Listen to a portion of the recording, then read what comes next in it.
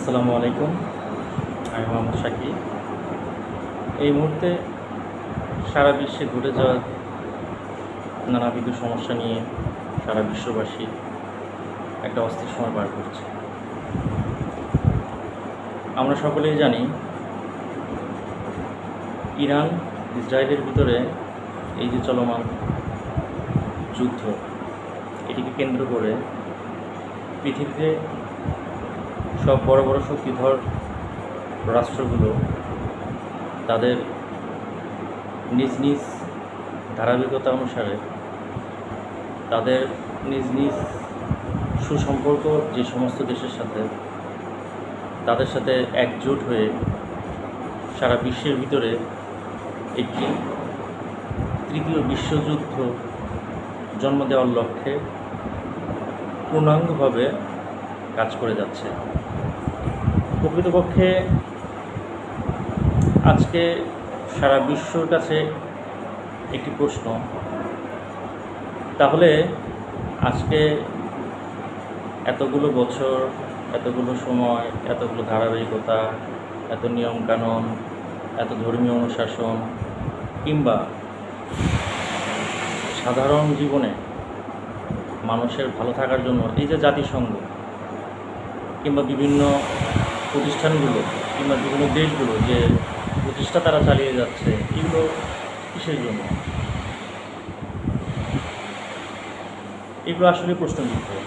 পাশাপাশি চলমান রাজনৈতিক পরিস্থিতি, যেমন ধরেন আমাদের বাংলাদেশে এখন যে একটা অবস্থানে পৌঁছে গিয়েছে, সেখানে আমাদের দেশের ভিতরেও এক প্রকার গৃহযুদ্ধ হওয়ার সম্ভাবনা। বলা যায় প্রত্যেকটি পরিবারেই অপ্রকাশিত সমস্যা, বিভিন্ন ঝামেলা জর্জরিত, কিন্তু সেটা প্রকাশ করা হচ্ছে না। কারণ কি? কারণ একটি, সেটি কি?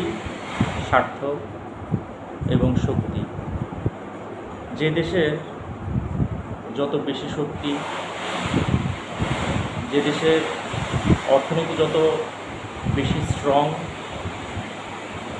যে দেশের সশস্ত্র বাহিনীগুলো অনেক বেশি আপডেট, যাদের পারমাণবিক বোমা আছে, যারা চাইলে এই মুহূর্তের ভিতরে এই পৃথিবীটাকে ধ্বংসযজ্ঞে পরিণত করতে পারে, তাদের কাছে আমার প্রশ্ন, তারা আসলে কী করছে?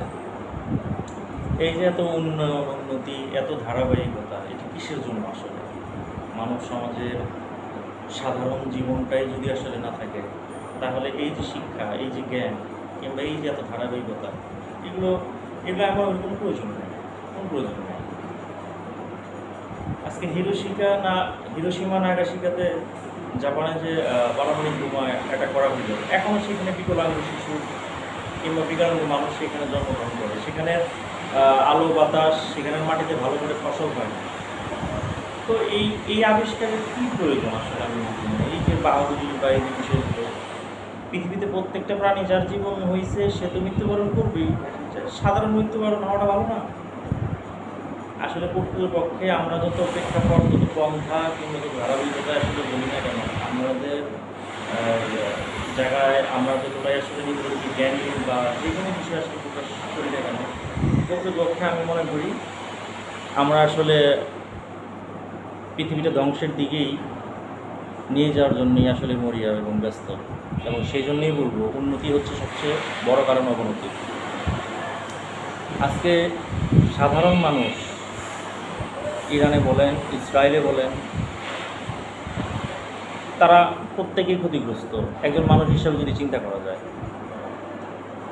এরপরে যে বিষয়টি আসলে আমরা দেখতেছি সেটি হচ্ছে যে ইসরায়েল, তারা এমন একটি দেশ যার চারপাশে কিনা মুসলমানরা অবস্থান করে, অথচ এই একটি দেশ সমস্ত মুসলমান দেশকে না চাইতেছে, অথচ ওরকম হস্তক্ষেপ নাই।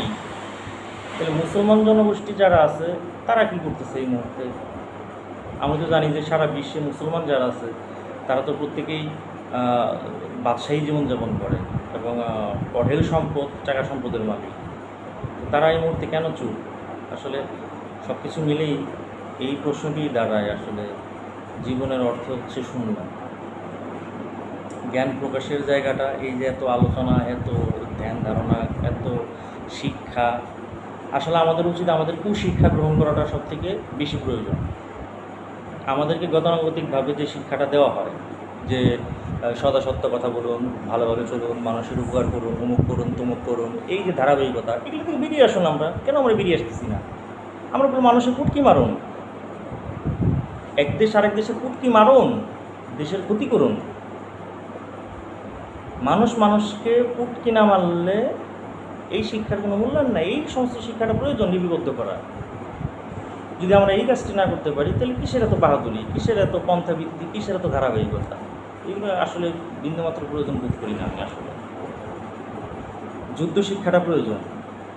ছোটোবেলায় স্কুল থেকে আসলে শিক্ষা দেওয়া উচিত কীভাবে মানুষকে মারা যায়, কী কী উপায়ে মানুষকে মারা যায়, কী কী উপায়ে গুলি তৈরি করা যায়। কারণ অদূর ভবিষ্যতে যে অবস্থানটা তৈরি হবে, তৃতীয় বিশ্বযুদ্ধ, আমার বিশ্বাস, আমি আমার জায়গা থেকে একটু বলতে পারি, আগামী 2 থেকে 5 বছরের ভিতরে তৃতীয় বিশ্বযুদ্ধ হবেই হবে, এবং হতে পারে এই বছর শেষেও হতে পারে।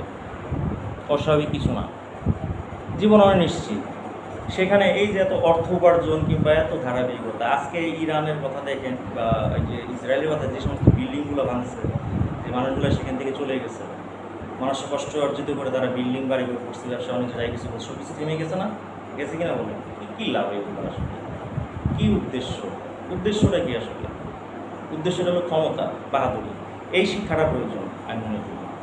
সাধারণ গতানুগতিক ধারাবাহিকতা থেকে সরে এসে কীভাবে ক্ষতি করা যায়, ক্ষতির ধারাবাহিকতা কীভাবে বজায় রেখে উন্নত ধারাবাহিক ক্ষতি করার মতো যোগ্যতা অর্জন করা যায়, এই শিক্ষাটা আসলে প্রকৃতপক্ষে দেওয়া উচিত।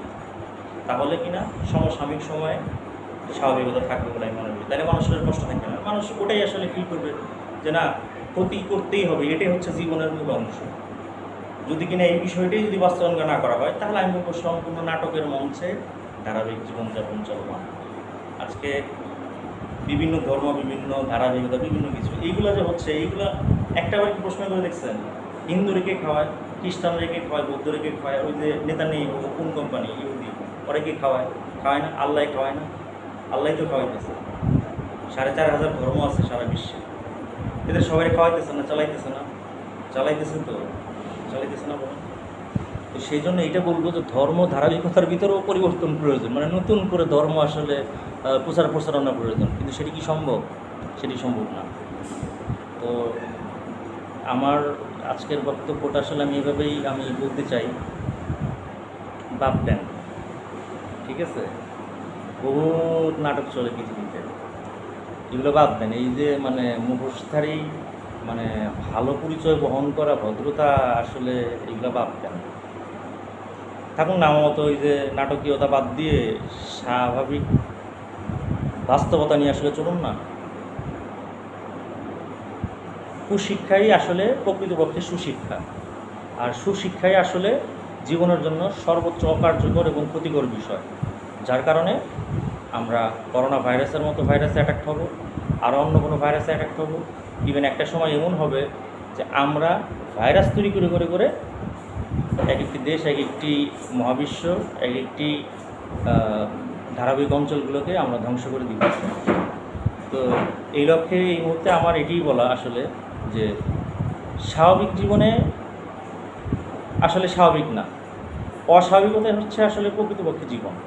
আর সেই জন্যই আমাদেরকে ছোটোবেলার থেকেই এই শিক্ষাটা দেওয়া উচিত, স্কুল, কলেজ, ইউনিভার্সিটি কিংবা পারিবারিক কেন্দ্রিক, কীভাবে কার ক্ষতি করা যায়, ক্ষতির বিষয়গুলো বা ক্ষতির অ্যাঙ্গেলগুলো আসলে কীভাবে করলে ক্ষতিটা দ্রুত করা যায়, কীভাবে ক্ষতি করলে উন্নয়নটা বেশি করা যায়, কী ক্ষতি করলে অর্থ উপার্জন বেশি করা যায়, শক্তি বেশি সঞ্চয় করা যায়, কী কী উপায়ে আসলে ক্ষতির মাধ্যমে অতিরিক্ত উন্নয়ন এবং এই যে আপডেট বিষয়গুলো, আর্টিফিশিয়াল ইন্টেলিজেন্স, এআই, এখন যে সিস্টেমটা চলতেছে, যে সেদিন একটা চ্যানেলে দেখলাম যে রোবট হঠাৎ করে সে এক প্রকার উদ্ভট সে বিহেভিয়ার করতেছে, সে জনসম্মুখে মানুষের উপরে আঘাত করে বসছে, এবং যে প্রোগ্রামটা কিনা রোবটের করা ছিল না। দ্যাট মিনস আমরা কোন যুগে পৌঁছে গেছি এটি বুঝতে পারতেছেন? ইলুমিনেটির এই যুগে এসে আমরা যদি এখনও বুঝতে না পারি যে সুশিক্ষা খুবই দ্রুত পরিহার করা প্রয়োজন, আমি মনে করি সুশিক্ষা জীবনের জন্য শুধুমাত্র ক্ষতিকর। কুশিক্ষাই একমাত্র উত্তম এবং সর্বোত্তম পন্থা। পরিবর্তনের এই লক্ষ্যে আমার এই বিশেষ বাণী আমি আপনাদের কাছে প্রকাশ করছি। ধন্যবাদ, ভালো থাকবেন, আসসালামু আলাইকুম।